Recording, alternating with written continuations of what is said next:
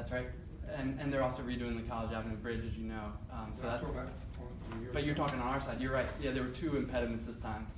Doing the primary. Yep.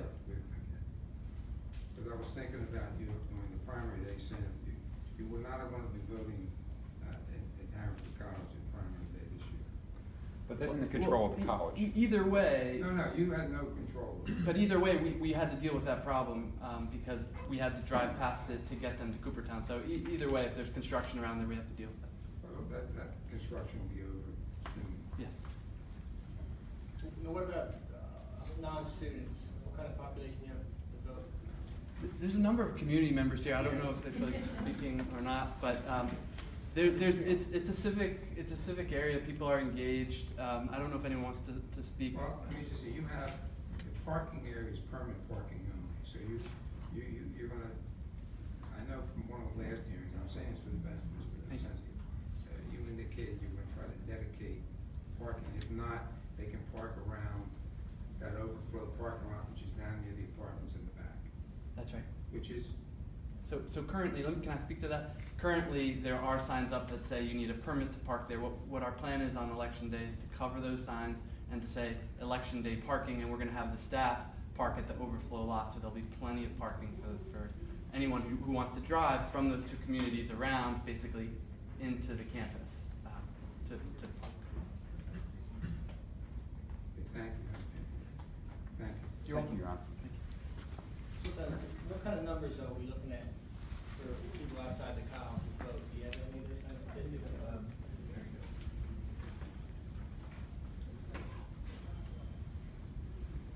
Okay, as of March of 2018, there were, like residents that were not at a, college address were 350 That voted or ready? that are registered. In this, past election,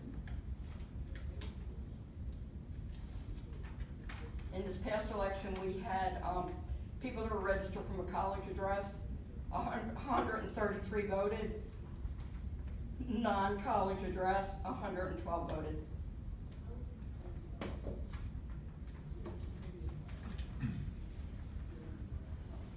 And one of the, I think the professor alluded to this, we have a lot of inactive voters on that list because of college students that have come along.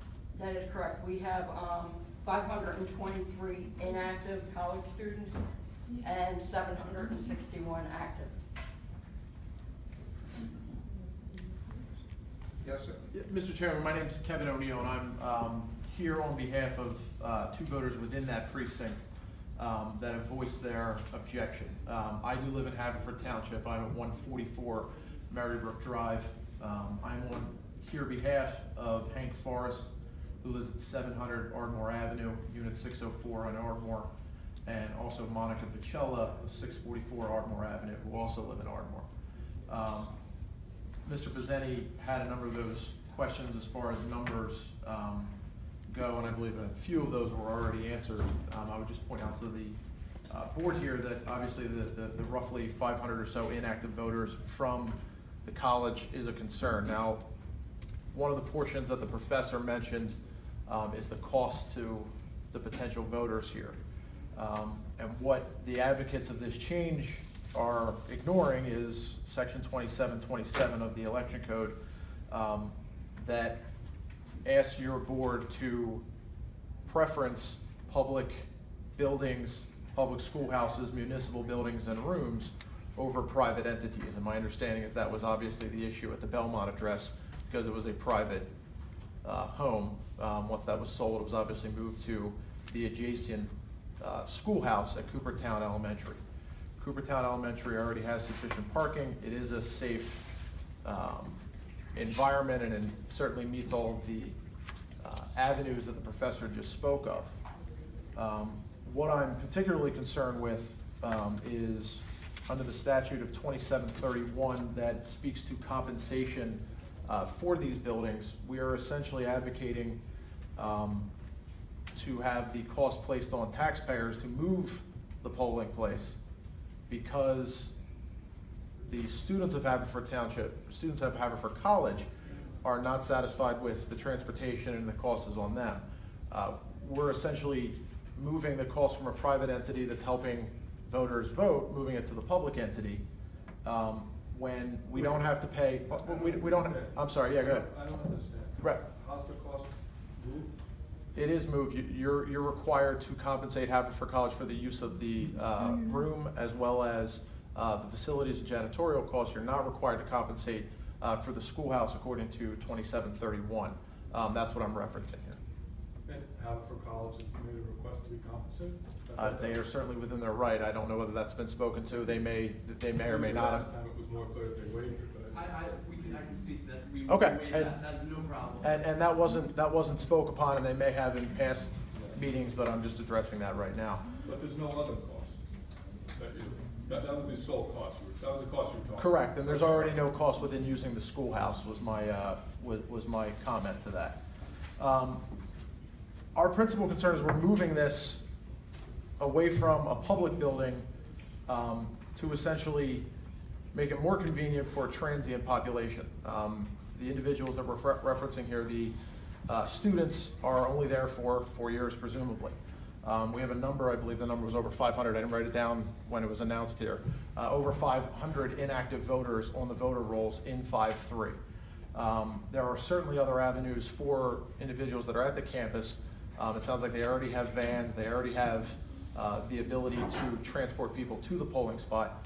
That is also ignoring absentee abilities as well as absentee from their home states or home counties that are coming from other counties within the state. Essentially 1/3 of the registered voters are inactive, and that is a concern of ours, and certainly a concern that I'm speaking to here. We feel that would be in opposite of what the guidance is of keeping it a public building and not on a private college. Mr. Presenti, I think you alluded to it. I think the only one that was mentioned was Newman College, which is obviously in the township of Aston, a very, very rural area that I don't believe has any municipal areas in that, in an entire ward. That is a ward, not a precinct. What I'm referencing here, we are talking about 5-3 as a precinct.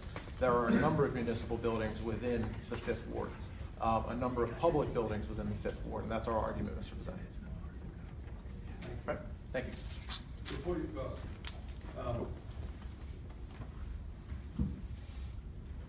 how does the case law reconcile the incentive to keep the polling place within the district as opposed to using a public building when the public building isn't located within the district? The statute that I'm referencing here guides you in saying that if there's no available municipal or public within that precinct or ward, that you are to look to an adjacent precinct or ward, which you've done here. This is exactly what the present situation is.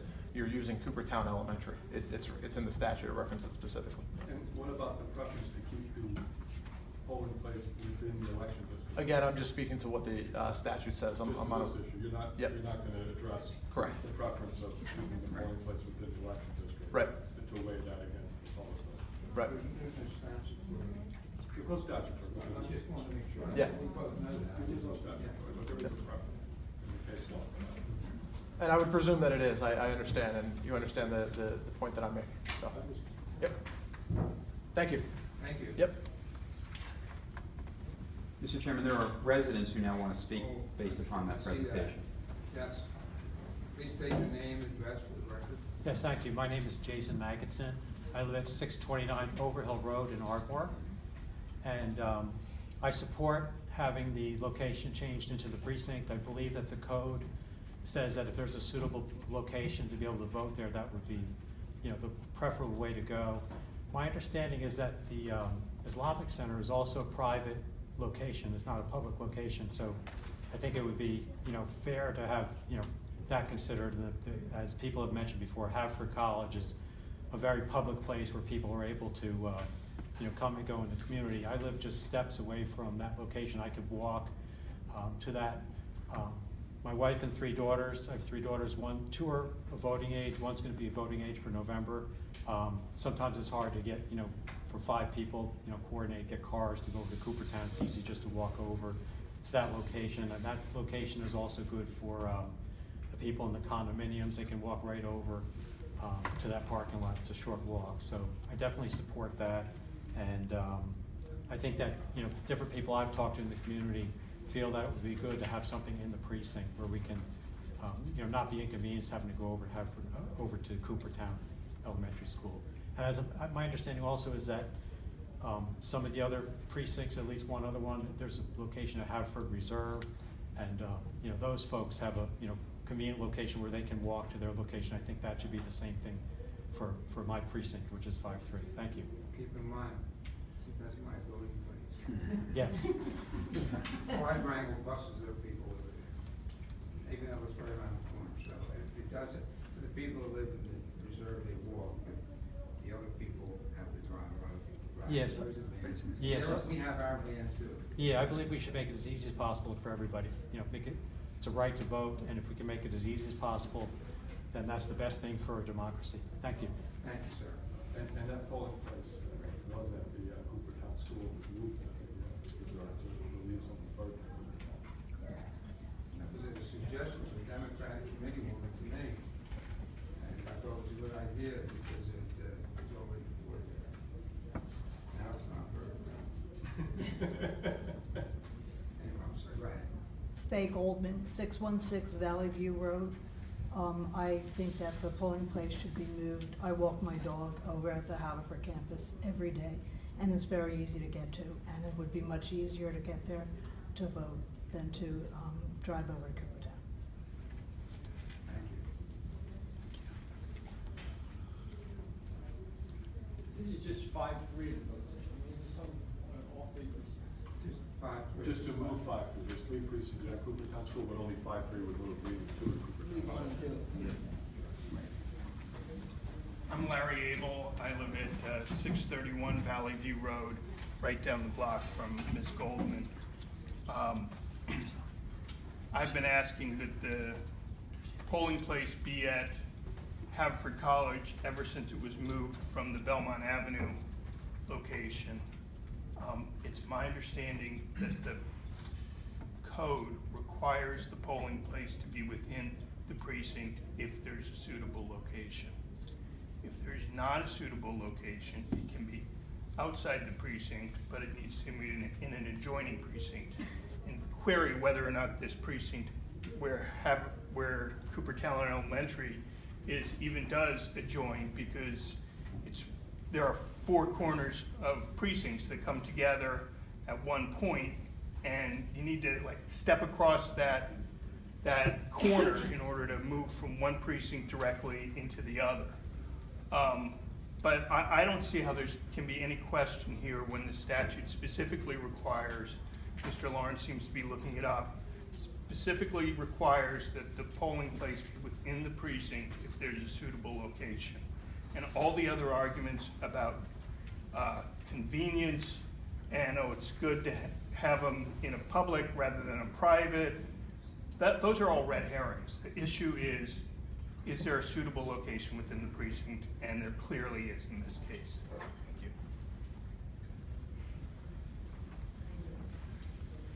Margaret Wright, 700 Ardmore Avenue, number 307. I live in the Haverford Village condos. I would say that actually the chosen area is closer to the community people than the college. It is much closer, and most of us walk through that gate every day, and when we walk through that gate, we're almost at the spot, so it seems like it would be a good idea to me.